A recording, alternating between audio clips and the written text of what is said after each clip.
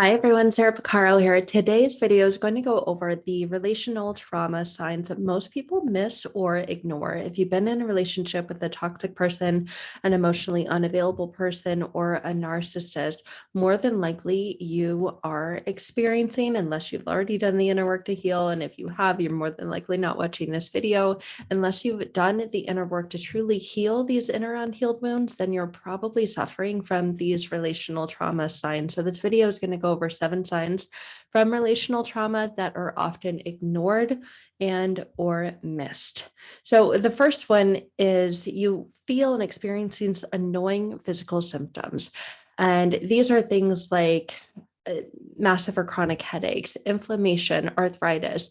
I just completed working with a client who sent me a message after our time working together and said, Sarah, I have been medication and pain-free for 90 days. His doctor had him taking up to 5 different types of medication for arthritis. He was getting injections in his shoulders and his knees, and that is gone now. And he says, I know it's due to the work that we've done together, and I know it's due to not being under that stress anymore. And it wasn't just the relational stress, because there's still a lot going on there, but it was the relational stress with himself, not necessarily with that person, but with himself, that the constant thoughts that he was having, the pressure that he was feeling that he was under because of his thoughts that stem from his beliefs. But this leads to a weakened immune system. It leads to chronic pain, to inflammation, to arthritis. I have had people who in the past experienced even cancer of different parts of their bodies, those parts that relationship were utilized, I guess, for lack of better words.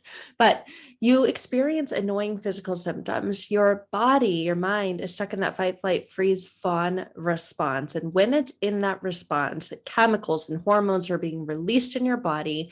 And your body was designed to be able to enter into that state, but not stay in it, to get into it, alert you, so you can get out and you can get to safety and you can feel protected. But over time, especially in a relationship, when you experience that type of trauma, your body is flooded with those hormones and with the adrenaline and with the cortisol, all those things that are trying to help you get out, but you're still stuck in it.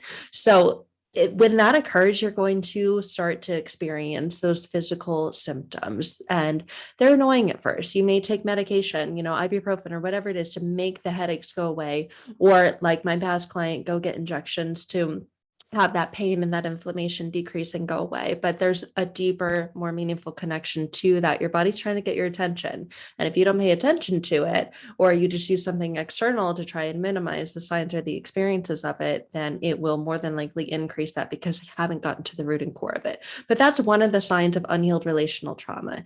The second sign is that you feel a sense of disassociation, disconnection. There are phrases that most clients that I work with tell me that they often feel. They feel like their head is stuck in the clouds. They feel that they're just watching their life go by. It's like they're watching a movie of their life. They're feeling completely detached from reality. They feel like they're floating above the clouds, and they don't feel that they have a sense of control over their mind and body. They feel completely disconnected instead of feeling integrated and feeling like they have control and feeling that connection with their mind and with their body. It just feels completely separate. That's another sign of unhealed relational trauma.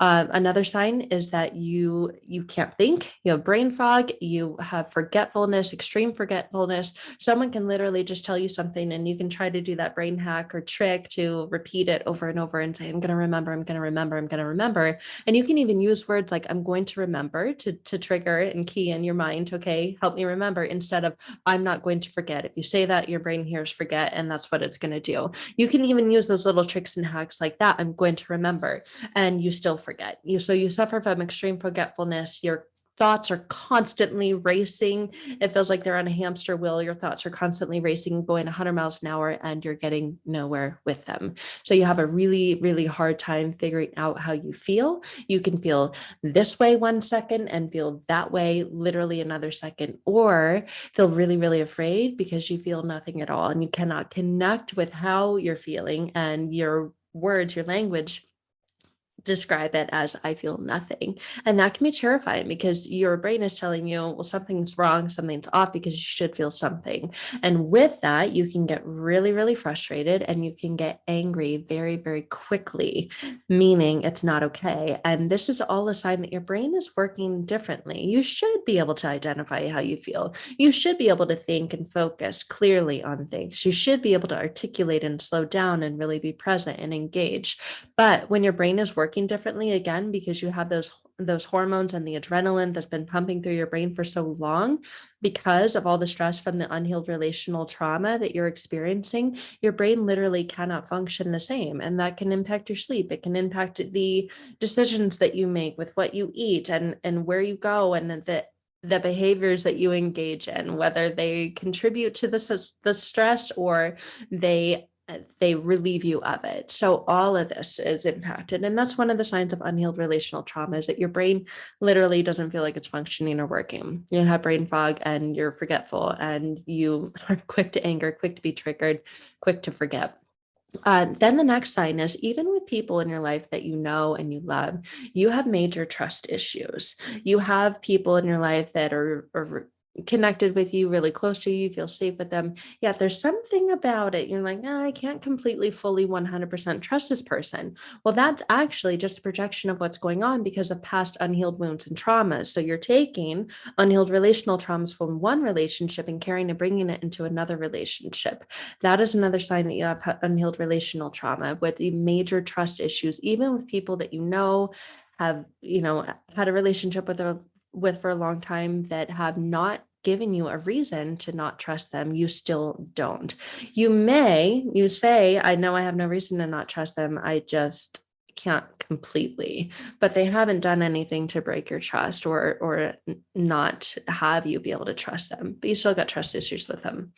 A sign of unhealed relational trauma. Another sign is that you engage in risky behavior. You might pick fights with people over the smallest, simplest little things. You just start fights for no reason, right? Well, there is a reason. The reason is you have unhealed relational trauma, but you pick fights with people, you engage in risky behavior. And with this, you constantly feel on edge. And what's happening is, because of that unhealed relational trauma, you're engaging in those behaviors to get that high, to get that rush, to get that adrenaline and cortisol, so that you feel that high, so that you can feel this illusion sense of control over the situation, or to try to get a break from all the other feelings and all the other symptoms that you have, like the depression, the sadness, the anxiety. And when you get that rush and that high from engaging in that risky behavior, then for a moment, temporarily, you're taken away from those other symptoms and feelings. So maybe it's needing a break from depression. So you start a fight with someone because that will distract you and put your attention over here so that you don't feel sad. But when you come back down from that high, guess what you're met with? That feeling of depression and sadness again, and may notice that those thoughts continue to replay and loop over and over and over in your mind. And then you begin to overanalyze those thoughts and your faults, which leads to the next step, is that you have a constant feeling of shame, toxic shame, a feeling of guilt. And guilt is a feeling that you did something bad. You feel bad about something that you did. And shame says you feel bad about who or what you are. So shame can become more of an identity thing. I am a bad person, not that thing was bad. So there's a difference there. But when you have this sense of constant shame and you're over analyzing your faults, you're thinking that you're a horrible person. You're thinking that you were stupid, or you were dumb, or you were naive to not see it, or to stay as long as you did in that relationship. And what happens is you begin beating yourself up with your own thoughts. So you become your own perpetrator. So yes, it happened externally within the relationship. Perhaps that other person was involved or engaged in perpetrating you and prosecuting you and saying those things to you. But now you are saying those things to yourself. You're beating yourself up with your own thoughts, and you're constantly blaming yourself for things not working out. You're blaming yourself for the things that you did or didn't do in the relationship, and seeing them all through this lens of very negative and very bad and very wrong, which leads to the guilt and shame that you feel and experience. The next sign of unhealed relational trauma is your physical body. Your physical body will react to emotional triggers. So this can be something as simple as someone looking at you or not looking at you. This can be someone asking you a simple question and you don't know the answer, or you didn't hear them, or you did hear them and you're thinking about the answer, and all of a sudden you forget what you're thinking about, because that leads to all those other signs of unhealed relational trauma. And this just isn't in that one relationship. This can show up in all relationships. This can show up with a friend or that trusted lover that you now have, or a boss, let's say. They ask you a question and you don't know, or they ask you a simple question and you're quick to anger and quick to react, not respond, and you feel physically ill. You get a physical symptom from an emotional trigger. Maybe you feel like you're going to throw up. Maybe your palms start sweating immediately. Maybe you feel red blotchiness on your chest. Maybe your throat feels constricted, like you can't answer, like there's a lump in your throat, or you start to feel your stomach in knots. You start sweating, maybe your legs start shaking, and of course that's your body telling you something physical is going on because of this emotional response.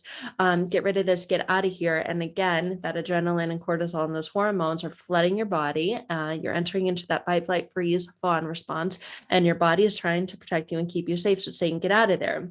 Well, the best way to end it is to start an argument about it, right? Maybe you can start an argument about it and shut that other person down, but then you go back into that cycle of the racing, perpetuating thoughts of what happened, replaying the story in your head and not trusting that person, and then have external validation for why you shouldn't, because they don't even respect you.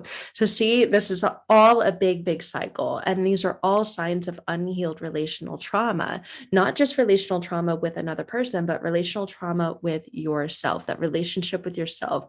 And that is truly where to do the inner work to begin to transform and heal the unhealed relational trauma. And the work that you do on yourself internally will reflect externally, because everything is a projection.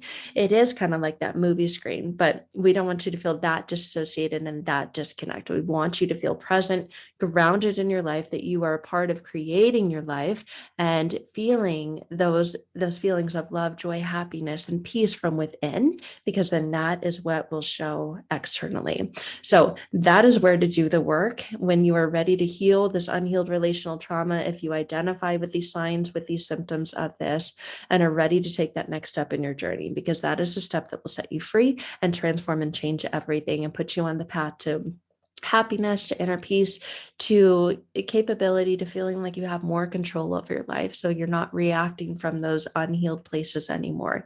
You're now able to stay in a sense of feeling grounded and calm and really observing and being present with what's actually occurring, instead of just reacting from this inner unhealed place. So if you resonate, connect, or I almost said dissociate, if you connect with these signs of inner unhealed trauma, and like I said, you're ready to take that next step, then let's connect. You can find more information about transforming past pain to present power, which is my signature program that takes you through transformational healing sessions and conscious exercises and work to have you both heal at the conscious and transform, reprogram, rewire at the unconscious level. So you're getting healing from all angles.